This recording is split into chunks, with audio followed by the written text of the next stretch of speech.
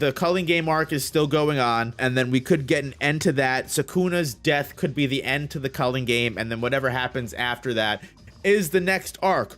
Or what I'm hoping, which again is like copium for sure, because the story could end without us getting a Heian Era flashback. But if we get a sincere Heian Era flashback for Sukuna, Kenjaku, it would just give us so much more depth, give us so much more love and appreciation for the story and everything like that. Like, I want to go on a small little rant here, just how much characterization a Heian Era backstory could give us, because I think Hidden Inventory was what, 65, chapter 65, 66 to 77, 78, 10, 11 chapters of an amazing backstory. Gege fits so much into that backstory in 11 chapters. Which goes to show me that Gege can fit a Heian Era backstory into a short, quick 10 mini arc, and then we move on and we finish everything. And then if after the Heian Era arc, it announces we're in the final arc, this is it, I would love that. We saw Heian Era Sukuna kill Yorozu in a slash. Does that mean that when Kenjaku made a binding vow for her to come back, he did it in the afterlife? Do you think Sukuna and Kenjaku can go in between the world of the living and the world of the spirits? I think it was confirmed that the slash that was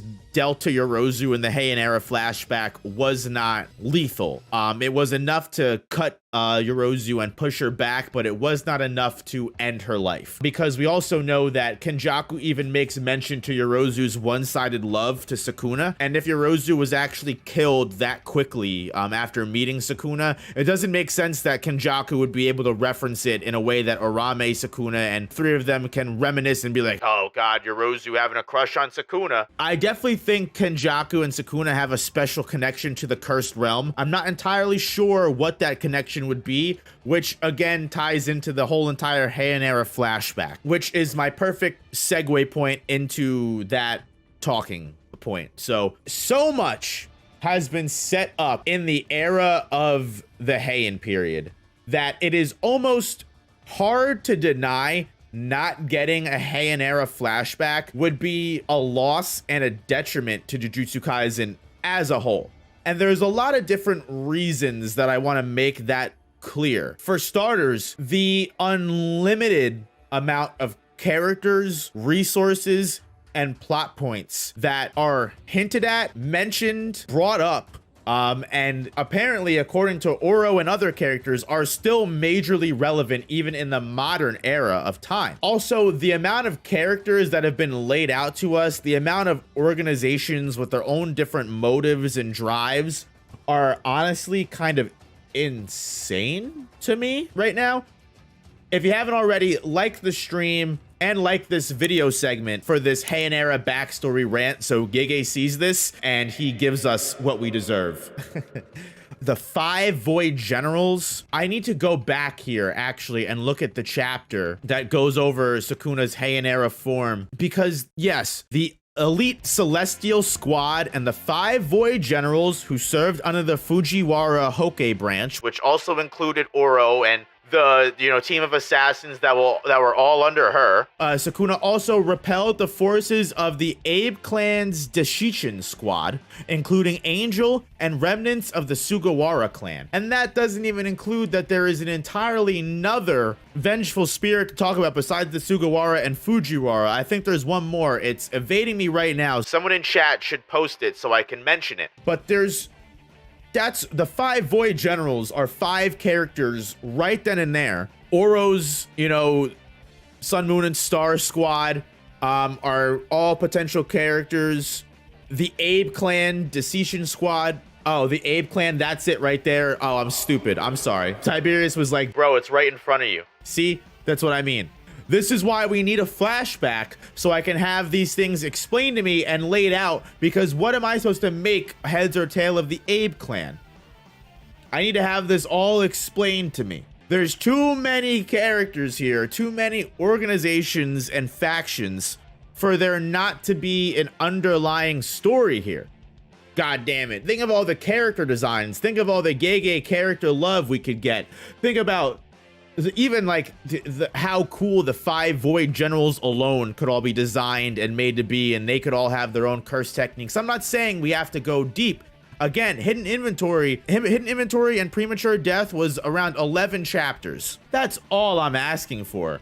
And think about all the characters that we got. We got fucking Paper Bag Boy. We got the little curse user. We got Toji. We got Rico. We got Kuroi. We got the Korean guy who was supposedly said to be brought back into the story at a later date. Where the fuck is he? Where has he been? What does he have to do with the rest of the story? He has not been brought back at all. That's a little bit off topic, but either way, like, Gege can set all of this stuff up, and they don't all need to be great characters, but like seeing Sukuna, you know, take on all of these people, or seeing, you know, a younger Sukuna.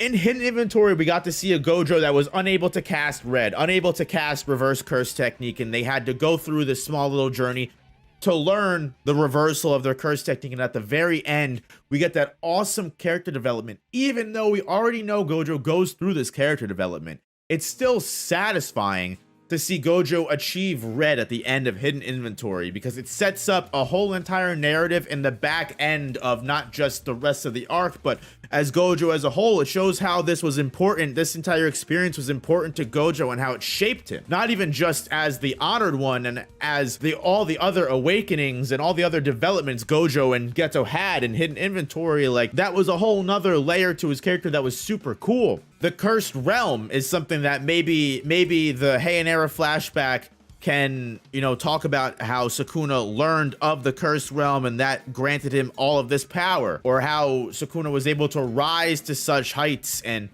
gain this power to go out, and this battle is something that we end the arc on. Or even if we don't see the arc, like if the battle ends on Sukuna like watching all these people charge at him and he goes, well, thank God I've got this new power now, and unleashes it. And then we go back to Sukuna fighting Yuji and Higuruma. You know what I mean? Like, there's, again, seeing Kenjaku in the Heian Era interacting with Sukuna, making a relationship with Sukuna, and them familiarizing with each other. Seeing Sukuna meeting Arame, or Sukuna and Arame's actual relationship when they're not dunking on people. You know what I mean? Like the peaceful Sukuna and Arame. Not that Sukuna was ever peaceful, but you understand what I'm saying. There's a lot of different ways that Gege could take the Heian Era that could not only expand on Sukuna, but Kenjaku as well.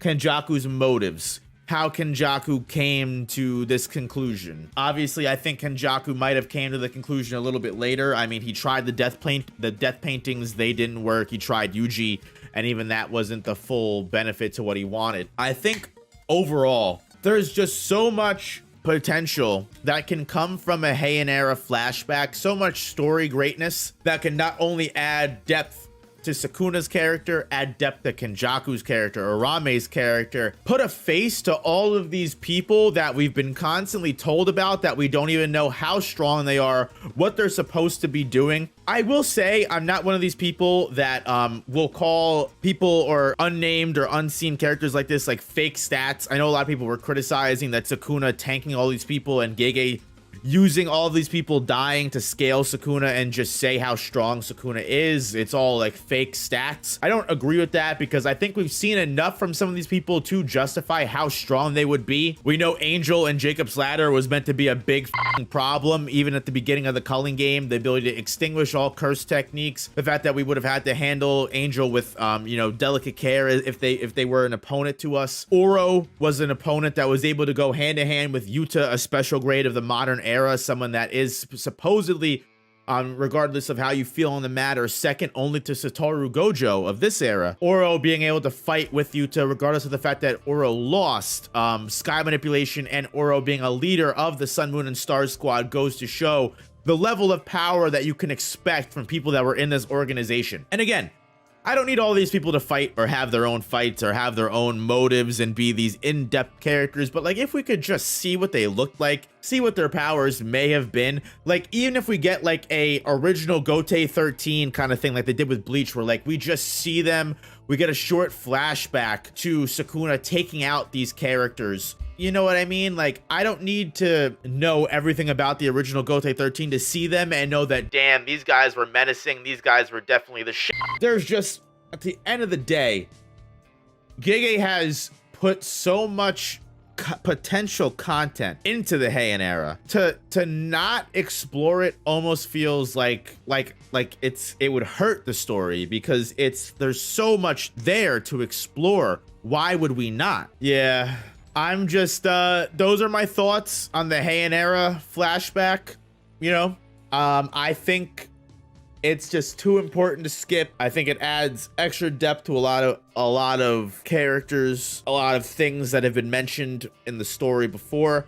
I think it's a good excuse to give us not only Sukuna's origins, but Kenjaku's origins, Arame's origins, and expand on a lot of the ideas that have been put forward. But most importantly, at the end of the day, I think it would be the greatest way for Gege to get the audience back on his side. Gojo vs. Sukuna really divided the community, really split a lot of fans, and really put us all against each other.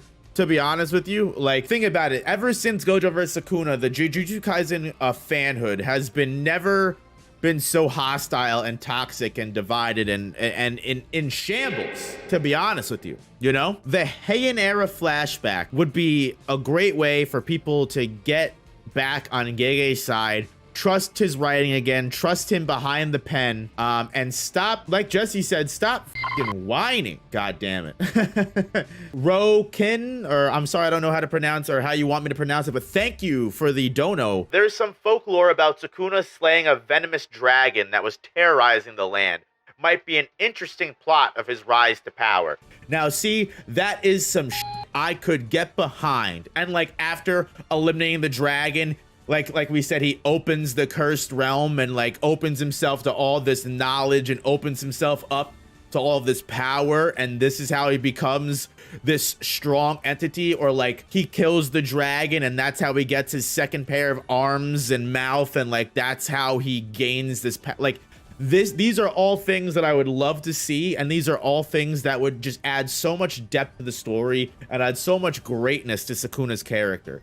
I mean, Sukuna, like, we can all see just how much glow up Sukuna's character gets just from that short conversation that he had with Kashimo on Kashimo's death flashback. Like, when Sukuna was revealing his ideology to Kashimo, that was one of the greatest things in the world. Like, so many people loved that interaction, and so many people got so much love and care out of Sukuna's character, because like Sukuna is an awesome character. We can love watching Sukuna f people up, love watching Sukuna do all of this evil shit.